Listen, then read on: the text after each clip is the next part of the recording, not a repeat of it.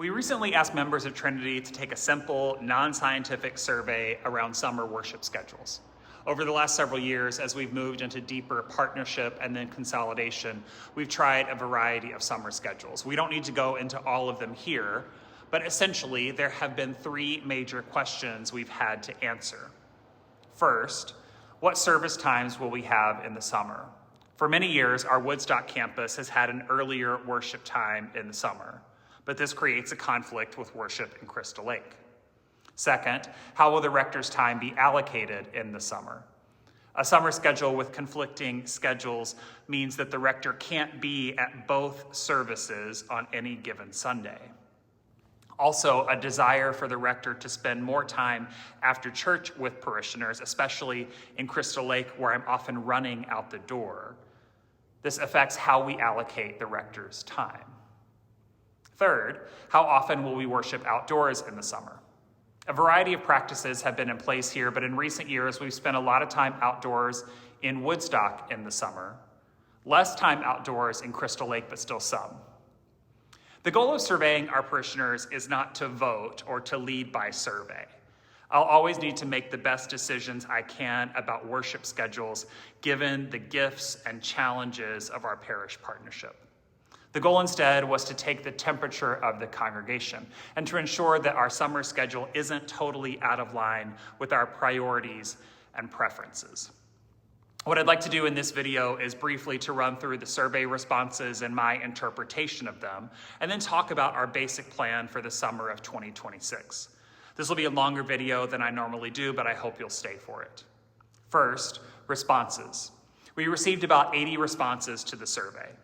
Our average Sunday attendance between the two campuses last year was 107, so 80 responses seems pretty good to me and makes me think that this is a fairly representative survey. The first question we asked you was about priorities or goals. First, I wanted to see if you had to choose, if you'd rather reach new people or if you'd rather connect across our two campuses. Now, most of the time, we won't have to choose between the two. We can do both. But there may be times when our decisions, especially about schedules, affect which of those goals we're able to achieve. In response to this question, nearly 3/4 of you said it was more important to reach out to new people than to connect across campuses. I interpret this as a desire to grow the church, to grow the parish, and a desire to really incorporate new members into our common life. This is a worthy goal.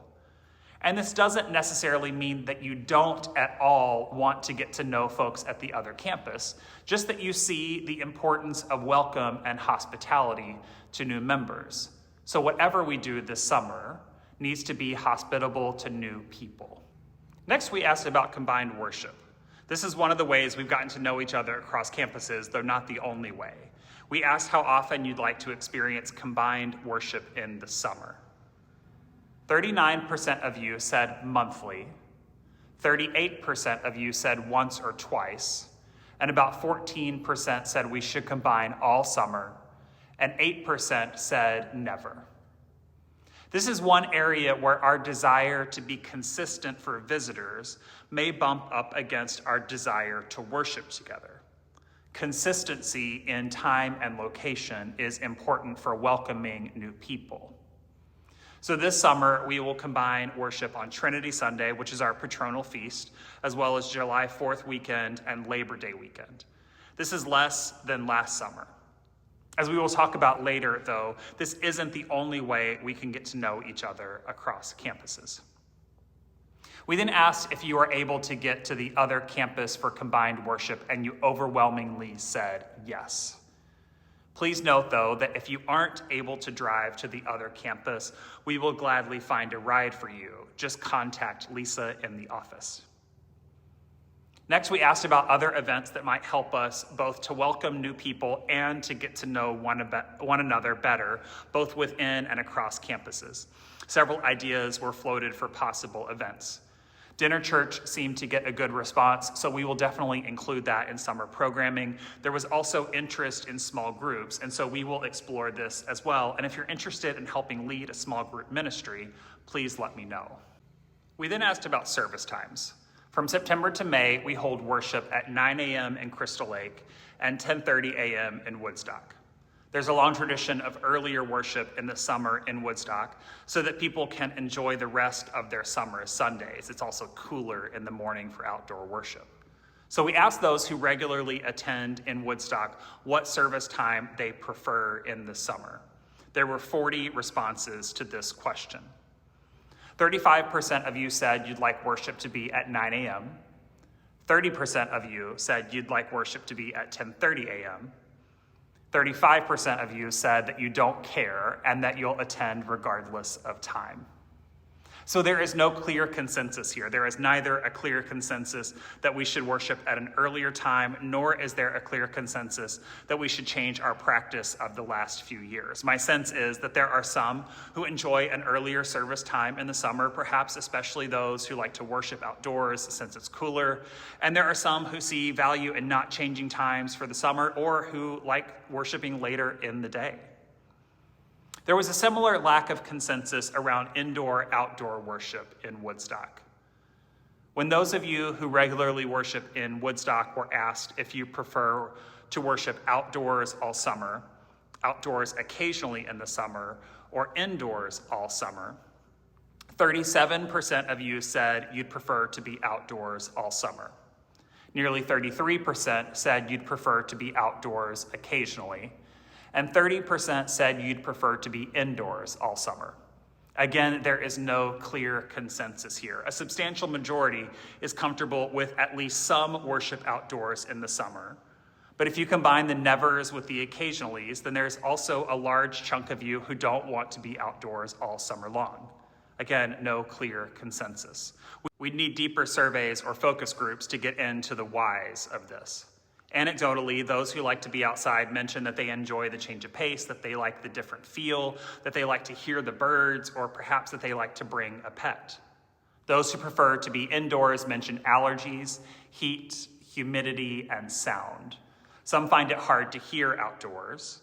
Some prefer hearing music from the organ rather than a keyboard. But in Woodstock, at least, there's no clear consensus. There is more consensus in Crystal Lake. In Crystal Lake, 15.9% would like to be outdoors all summer.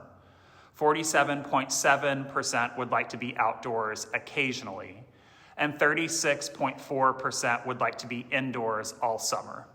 So there is a stronger preference for indoor worship in Crystal Lake, though there are still some who would like to experience outdoor worship at least sometimes.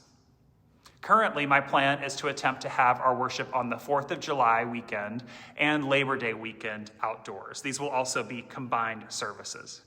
Additionally, we will worship outdoors in Woodstock in June, weather permitting. But to do this, preachers, presiders, and readers will be required to do a sound test before worship to ensure that people can hear. Related to outdoor worship, I asked about the times and desires for outdoor services like holy hikes in which we pray and walk together, or Wild Church, a Eucharist in a forest preserve.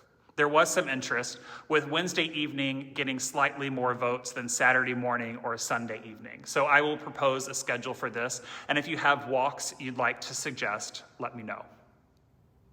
Last, I asked you to rank 5 statements. I was trying here to get a sense of how important particular attributes of our Sunday gathering are. This relates to how we set up a rotation for morning prayer Sundays in the summer. For example, if you want to have a rector stay more after church on Sundays in the summer, which has been a stated goal of our scheduling, then some more morning prayer makes sense. Or if you want to cultivate lay leadership in worship, morning prayer makes sense.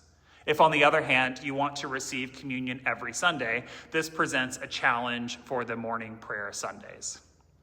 Of the statements I gave you to rank, you ranked them in the following order. Number 1, allowing the rector to spend time at each campus. Number 2, receiving communion weekly. Number 3, embracing morning prayer as a part of our worship. Number 4, cultivating lay leadership in worship. And number 5, having Christian education after worship.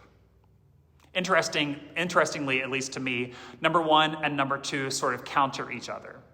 For the last few years, we have given the rector more time at each campus in the summer by allowing the rector to only visit one campus per week from June through August.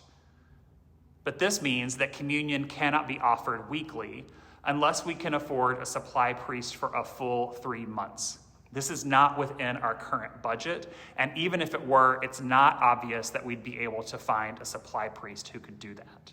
We will have the help of Reverend Eileen this summer, for which I am grateful, but currently she's only available about 5 times during the summer, far short of the 10 to 12 we need to both allow the rector to spend time at each campus and to have communion weekly. These competing values are neither good nor bad, they just are. But there was also some solid support for embracing morning prayer. Morning prayer has been a core part of the Anglican tradition since the Reformation, although we in recent decades have become used to having weekly communion. Like all our worship services, morning prayer must be conducted with the dignity and worshipfulness it deserves. It's not surprising to any of us that we are different people with different values and preferences. What I appreciate about the people of Trinity is that you are willing to share what you care about, but you also still show up even when things aren't exactly as you prefer. I hope and ask that you continue to do this, that you continue showing up this summer. As I've digested this data and discussed it with the vestry, along with all the individual comments that were included in the survey, I've made a few decisions. One, there's not a data-based reason, either from this data or from church growth data, which I've studied with a peer, to make a substantial change in our approach to service times. We can't base our decision on the data. So we will keep service times consistent with what we've done for the past few years. Beginning May 31st, that is the Sunday after Pentecost, we will move worship for the summer in Woodstock to 9 a.m. To do this, we will utilize Reverend Eileen, Archdeacon Mike, Reverend Dick, and our lay leaders to have a rotation of services of morning prayer and Eucharist. We will have fewer combined services this summer. We will worship together on Trinity Sunday at St. Anne's, Independence Day weekend at St. Mary's, and Labor Day weekend at St. Anne's. I ask you to be present for these services as you're able so that we can build community with one another.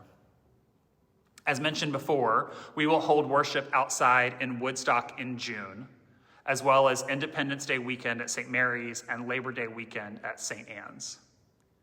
Because it is important to continue to welcome guests during the summer, even if the rector is at the other campus, I'll be working with the ushers at St. Anne's and attempting to build a greeter or usher team at St. Mary's, at least for the summer. If you're interested in serving this way, please let me know. This is a wonderful way to practice hospitality and welcome. Over the next weeks, I'll work with Lisa to get all of this information in an easy to digest format so that we have a clear schedule printed in our bulletin each week for the summer. Ultimately, our success as a community depends not on a perfect schedule. Our success depends on us being followers of Jesus who gather each week to worship God together and commit to serving our neighbors as ourselves. I thank you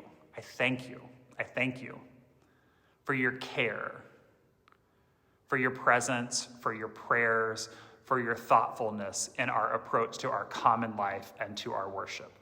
I ask that you continue to show up in all the ways that you do, and I ask that you continue to pray for me, the leaders of this parish, and for one another as we work together to find a way to live out the gospel here in McHenry County, here in Woodstock, in our new and sometimes ever-changing ways, but always focused on Jesus.